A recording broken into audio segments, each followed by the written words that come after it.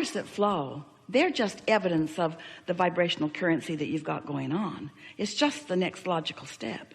But most people have practiced lack of dollars, lack of dollars, lack of dollars. So they'll allow abundance of vitality, or abundance of invigoration, or abundance of friendships, or abundance of love. They'll allow abundance of sunsets. They'll get so good that they'll catch every sunset every single time. There are so many people that will allow abundance of one thing and another, just not abundance of money yet, because they've practiced the thought of not enough money so much. They've been close on making their payments and worried about money, and they've been measuring money with action, and how much do you get per hour, and what's your salary, and what's your talent worth, and how much can you perform, and why has your performance earned more money than that performance. People are all wadded up out here in the manifestations of money, and if you would just step back from those manifestations of money and talk about energy, which means talk about satisfaction. You want to be filthy rich with enthusiasm, filthy rich with happiness, filthy rich with satisfaction. I'm so rich with really good ideas. I'm so rich with happiness when I wake up in the morning. That's what you've got to be ready for. And when you get there, so that you feel that way, no matter what the state of money is, then the state of money must match the state of vibration.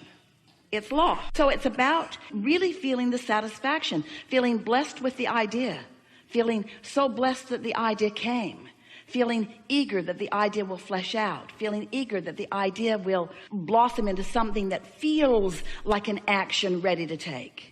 It must be really annoying to anyone who's ready to jump into action to listen to all of this theoretical conversation about laws of the universe and vortexes that you can't see or hear or smell or taste or touch. You've got to find some way that this conversation is satisfying before it can morph into the explosion of what you're talking about.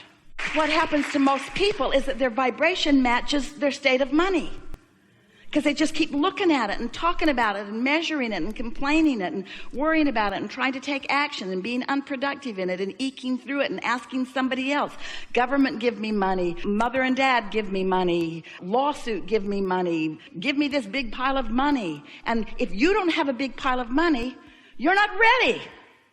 You're not vibrationally ready for a big pile of money if you don't have a big pile of money. If you were ready for a big pile of money, you'd have a big pile of money. But if you're not ready for a big pile of money, you can't let the big pile of money in. And we got to tell you, there are big piles of money. It is raining. The world is awash in money. You've been hearing about it. Aren't you just bowled over by how much money some of those people have? And how do you feel about them bastards?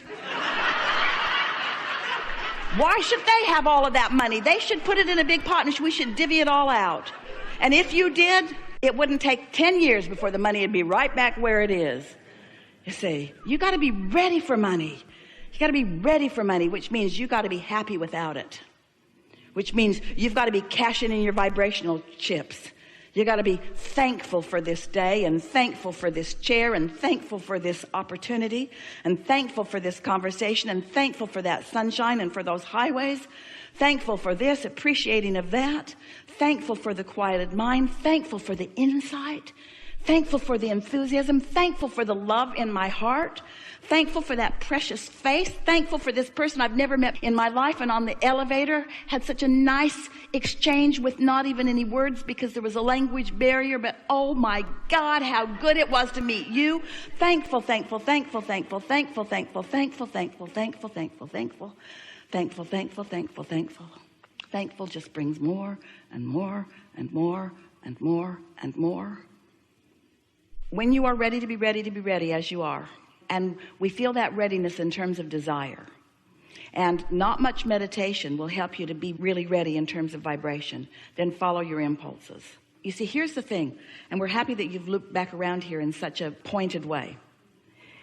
If you're ready to be ready, we are so happy to get to say this to you right now, to all of you. If you're ready to be ready, then it's enough for right now.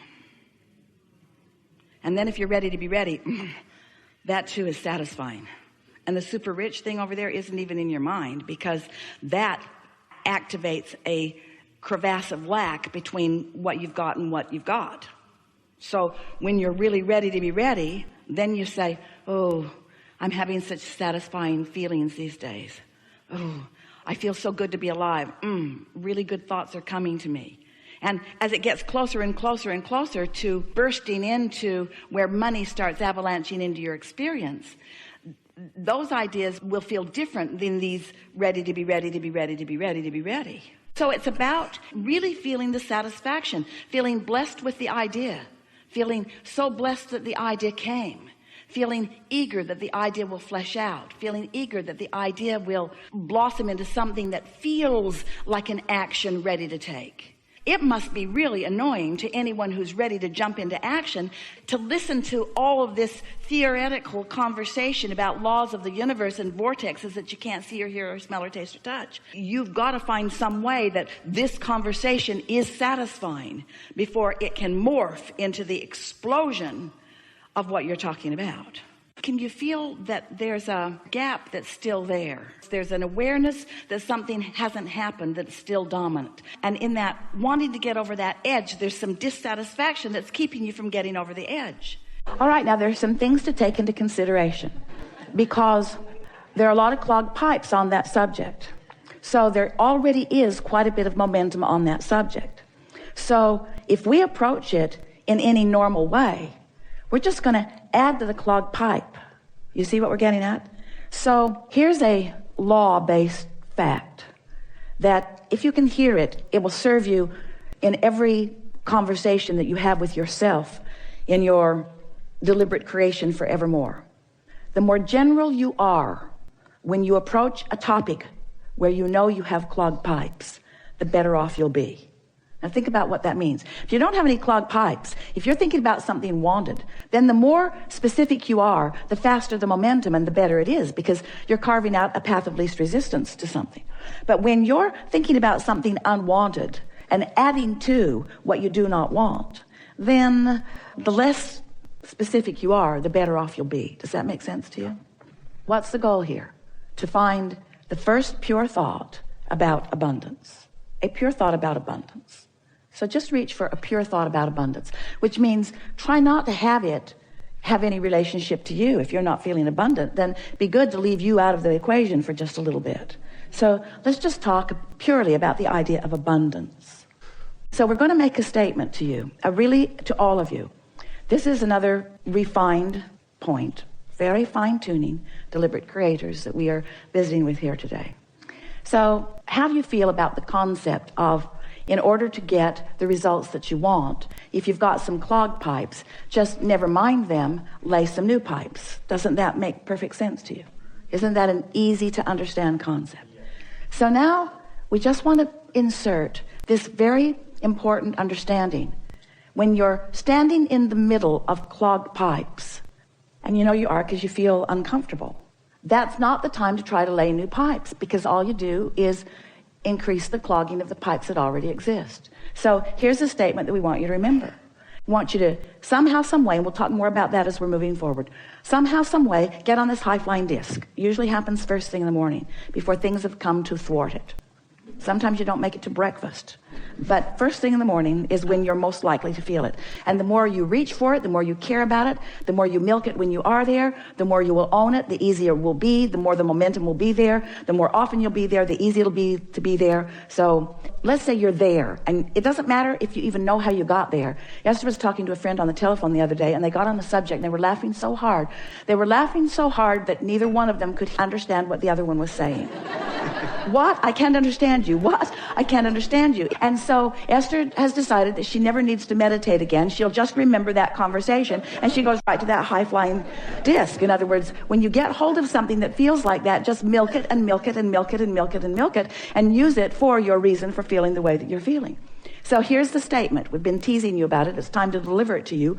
Do all of your laying of new pipes from your high-flying disc. All of them from your high-flying disc. This is the way that you find clarity. This is the way you find abundance. You wait until you're in that feeling of high-flying abundance, and then you can approach the subject that's a little more troubling if you want to, understanding that it's risky, but it's only 16 seconds of risky, right? You've got 16 seconds. You've got 16 seconds to let it go or to bring it into alignment. Our favorite story that fits right here. We've got to tell it to you now because it means everything. Sometimes it's like you say to us, Abraham, I've jumped out of an airplane and I have no parachute. What do you suggest that I now do? And we say, hang on, it'll be over in a little while. Because there is a momentum that is happening that there's not any action that you're going to be able to offer that's going to make any difference. You understand that? So what we're saying to you is, don't struggle, don't fret, don't effort, just crash and burn. It's all right. Because tomorrow you can get up and get on the high-flying disc. Tomorrow you can get up and get on the high-flying disc. Tomorrow you can get up and get on the high-flying disc. Tomorrow you can get up and get on the high-flying disc. And after a few days of tomorrow getting up and getting on the high-flying disc, one day Esther said to us, Abraham, I refuse to accept that I have to wait until tomorrow to get on the high-flying disc. I have tools that you've given me. I can get back up there anytime that I choose to get back up there. So what are we talking about? We're talking about your conscious awareness of your vibrational output, yes? We're talking about your conscious awareness that you are vibrational beings, yes? We're talking about your awareness that you can choose the vibration of your being in this moment, but that it takes a little practice, yes? And some subjects have enough momentum going that it's going to take getting up tomorrow and getting up tomorrow and getting up tomorrow and getting up tomorrow. This could take a while, getting up tomorrow and getting up tomorrow and getting up tomorrow. But if you get up on enough tomorrows and you reach for that high-flying disc and find it, then what happens next will be vivid evidence of how you're doing with your high-flying disc. We so want you to understand that in this day, evidence of what disc you're on is going to be all around you. Esther said the other day, the people around me are making me believe that I might be on the ornery disc. She resented them, but she had to accept she had rendezvoused there with them. You pick the disc and you'll rendezvous with others who have picked the disc, you see. And sometimes if you don't realize that you're on it till you're on it, there's enough momentum going that it's hard to get off of it. But that's the work. So here's the rule of thumb that we would follow if we were standing in your physical shoes. The better we feel, the more we would milk it. The worse we feel, the more we would try to ignore it. That's what Jesus meant when he said, turn the other cheek. Choose your vibration and give it your undivided attention if it feels good. And give it as little attention as you can if it doesn't feel good. So Esther's thinking the other day about the words that we used, and she could feel the poignancy with which we were talking about those clogged pipes in her pond and how they were clogged from neglect. And Esther got this visual image of pipes that she's laid to all kinds of things, wanted and unwanted. And she's got open pipes to unwanted things and open pipes to wanted things. And what keeps them open? Attention to them. Attention to them keeps them open. She's keeping the path of least resistance open to wanted and unwanted things, yes? But if she neglects them, they just clog up from neglect. So it's a new, even better application of this clogged pipe analogy. What paths of least resistance are you carving open every day? I hate that guy. I've always hated that guy. That guy is such a pain. The guy dogs me. I think he stalks me. He's everywhere I go. I don't like that guy. That person at work is everywhere I go, always in my face. Who's keeping the pipes open? That's what we want to ask you. You are. You're always the one who's keeping the pipes open. So if you look around any environment, whether it's the environment of your memory, whether it's the environment of your work, whether it's the environment of your family, whether it's the environment of the people that you are moving through the freeways with, whatever environment that you're moving around in, you are the one who's keeping the pathways open. You are the one that gets to decide.